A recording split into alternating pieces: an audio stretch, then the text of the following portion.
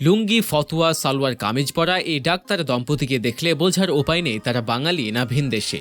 আমেরিকার এই ডাক্তার দম্পতি বাস করছেন টাঙ্গাইল জেলার মধুপুরগড় উপজেলার কালিয়াকোট গ্রামে। হাসপাতালটিতে সকাল থেকে থাকে রোগীদের আনাগোনা।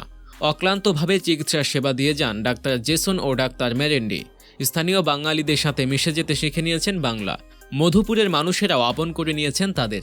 স্থানীয়দের কাছে তারা ডাক্তার ভাই ও ডাক্তার বিবি নামে পরিচিত। আমেরিকার আরাম আয়েশের জীবন ছেড়ে বাস করছেন টিনের ঘরে। 4 সন্তানকে ভর্তি করিয়েছেন স্থানীয় স্কুলে। তবে হাসপাতালটি যাত্রা শুরু হয় নিউজিল্যান্ডের ডাক্তার এডরিক বেকারের হাত ধরে।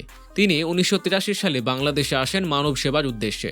চিরকুমারী চিকিৎসক 32 বছর চিকিৎসা সেবা দেন স্থানীয় মানুষদের। এডরিক বেঁচে থাকা অবস্থায় 2015 সালে ডাক্তার ভাই ডাক্তার জেসন প্রথম হাসপাতাল পরিদর্শনে আসেন। কিন্তু ডাক্তার জেসন তখন স্ত্রী সন্তান ফেলে আসতে পারেননি। তিনি তখন আমেরিকায় ফিরে যান।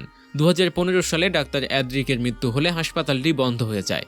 এরপর 2018 সালে আমেরিকার এই দম্পতি এসে হাসপাতালটির দায়িত্ব নেন।